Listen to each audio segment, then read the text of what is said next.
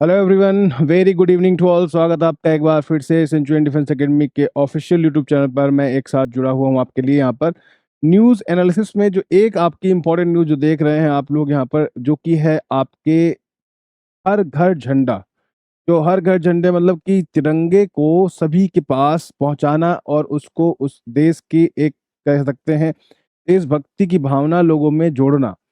इसके लिए कह सकते हैं आज़ादी के अमृत महोत्सव, जो कि 75 ईयर्स हमारी इंडिपेंडेंस को कंप्लीट हो गए हैं और लास्ट 75 वीक से हम लोग इसको मनाते हुए चले आ रहे हैं और 15 अगस्त को हम 75th वीक मनाएंगे।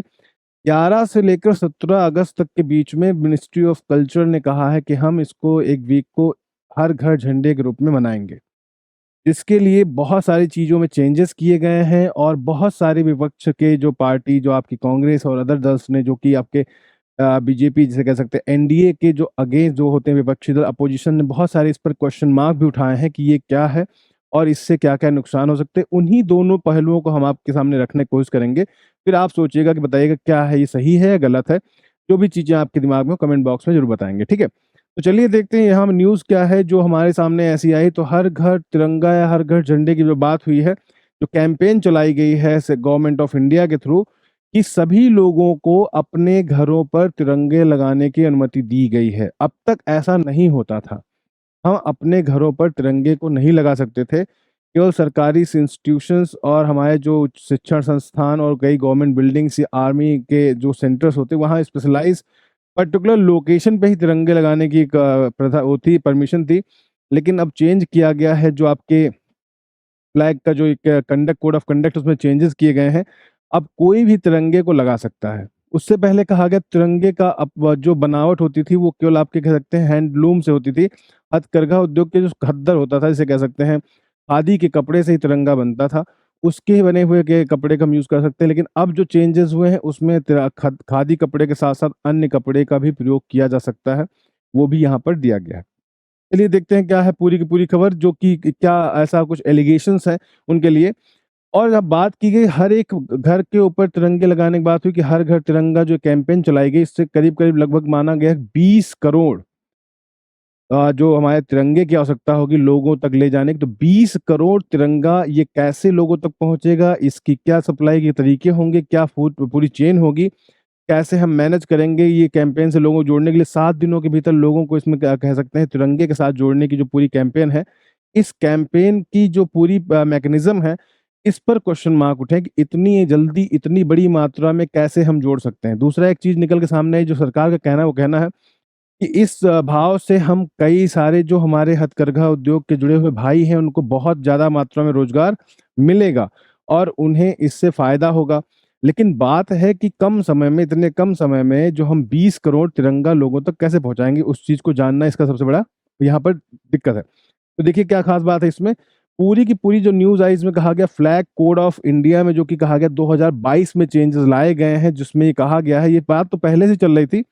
आज यहाँ पर जो कांग्रेस की गवर्नमेंट में मिनिस्टर्स है, उनका कहना था पहले से कि वो चाहते थे कि आम लोगों को भी तिरंगा लगाने की अनुमति दी जाए और तिरंगे को लगाने के जो कंडक्शन है, जो इंडक्शन दिए गए हैं, जो कोड ऑफ कंडक्ट, उसमें भी कुछ चेंजेस किए जाएं। तो उसको तो उस समय नहीं जा स्वीकार किया गया, लेकिन सरकार ने भी कुछ चेंजेस किए हैं और आज़ादी के अमृत महोत्सव को और आगे और यादगार बनाने के लिए, लोगों को तिरंगे से जोड़ने के लिए यहाँ पर चेंजेस जो किए गए हैं उसको देखा गया है। और वो जो चेंजेस होंगे वो ध्यान में रखने वाले होंगे, जिससे क्या होगा, दो चीजें। एक तो आपकी देशभक्ति की भावना बढ़ेगी, दूसरा लोग तिरंगे के प्रति क्या होंगे, और भी ज्यादा लगाव अपना महसूस करेंगे। और साथ में जो तिरंगा बनाने के लिए जो इंडस्ट्री उसमें इन्वॉल्व होगी, उसमें जो रोजगार के अवसर पैदा होंगे, उससे काफी हद तक फायदा होने की उम्मीद बताई गई है। तो इसमें देखो चेंजेस क्या क्या हो जान लीजिए। पहले जो तिरंगे के अब बताया गया यहाँ पे, जो तिरंगे के यहाँ पे जो न्यूज आई है, क्या आई है, तो from lion capital to flag code, Modi government shifting the meaning of India symbol. तो यहाँ पे क्या हो गया, जो आपने देखा होगा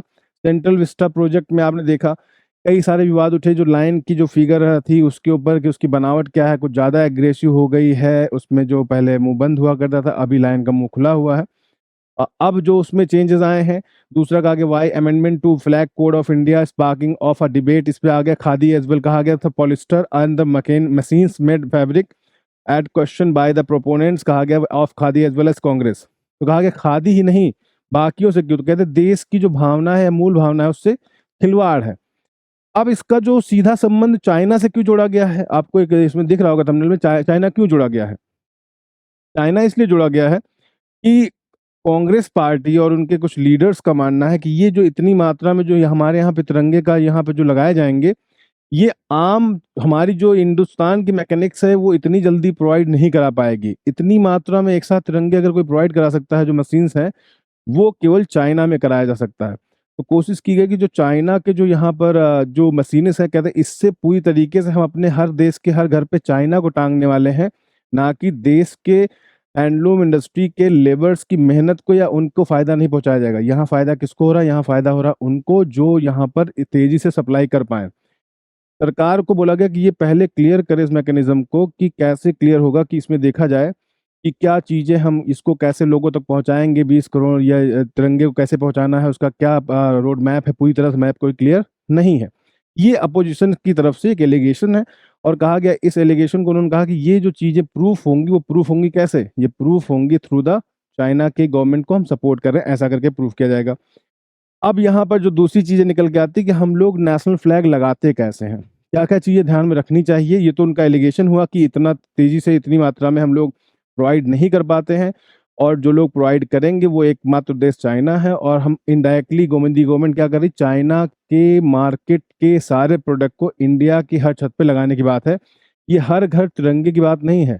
ये हर घर चाइना का प्रोडक्ट पहुँचाने की कैंपेन है, ऐसा उनका कहना है। ठीक है? अब देखिए आप थोड़ा-सा ध्यान रखेंगे कि तिरंगे में क्या ख़ास बात होती है, वो चीज़ें दिखाएँगे हम आपको। ख़ास बात सबसे पहले देखेंगे कि हम इसको जो hosting display use of national flag by the members of the public, private organisations, educational and institution अब हम हर जगह पे निजी संस्थानों में भी और अपने घरों पे भी तिरंगे को लगा सकते हैं। लेकिन उसको भी लगाते समय कुछ चीज़ें ध्यान में रखनी है कि हम तिरंगे को प्रॉपर जैसे लगाया जाता है मैनेज करते हैं उसको लगेंगे।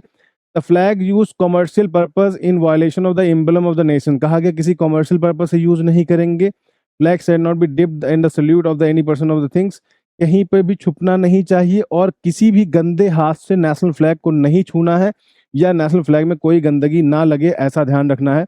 बिल्कुल साफ-सुथरा और बिल्कुल ऐसी जगह हो जहाँ से वो विज़िबल हो। कई सारी चीज़ें होती हैं हमने कहा था जब जहाँ नेशनल फ्लैग होगा वहाँ प्रॉपर लाइटनिंग की व्यवस्था होनी चाहिए। अभी जो कंडक्ट में चेंज हुआ वो कोई लगा सकता है और उसको किसी भी मशीन से बनाया जा सकता है। पहले ऐसा नहीं होता कि हम उसको अपमान भी नहीं कर सकते या उसको हम किसी ऐसी जगह कोई भी चीज़ बनाने में उसका प्रयोग नहीं करेंगे। जैसे तिरंगा जी मान लो आपका कोई कपड़ा खराब होता है तो आप लोग बैग सिल लेते हैं उसके या कोई हैंडबैग बना लेते हैं। तिरंगे का कोई भी जो उसमें कपड़े होंगे जो उसके खराब होंगे वो फटेगा उसका कोई भी चीज़ यूज़ नहीं करना है, किसी भी अदर पर्पज़ में उसको नहीं लेना है। पता चला घर में कपड़े फट गए उसको अपने गाड़ी पोंछने के काम ले लिया। तो ऐसा भी उसको नहीं करना तो कुछ चीज़ों का ध्यान रखना है जिसपे दिया गया है यहाँ पर। आगे बात करते हैं यहाँ पर when use the no occasion of the like unveiling of the statue यहाँ पे कहा गया flag shall be display on the directly separately and shall not be used as a conveying the salute statue and monuments में इसमें use नहीं करना। बहुत सारे कोड ऑफ कंडक्ट हैं। अब यहाँ पे जो दिया गया तिरंगे की बात ही हो रही है, तो कहते हैं राष्ट्रीय ध्वज को जो डिज़ाइन किया है, वो पिंगाली वेंकैया जी ने किया है। जो रेशियो बताया गया कि नेशनल फ्लैग बनाने का 3:2 के रेशियो में होगा। मतलब 3 उसकी क्या होगी लंबाई होगी, 2 उसकी चौड़ाई होगी।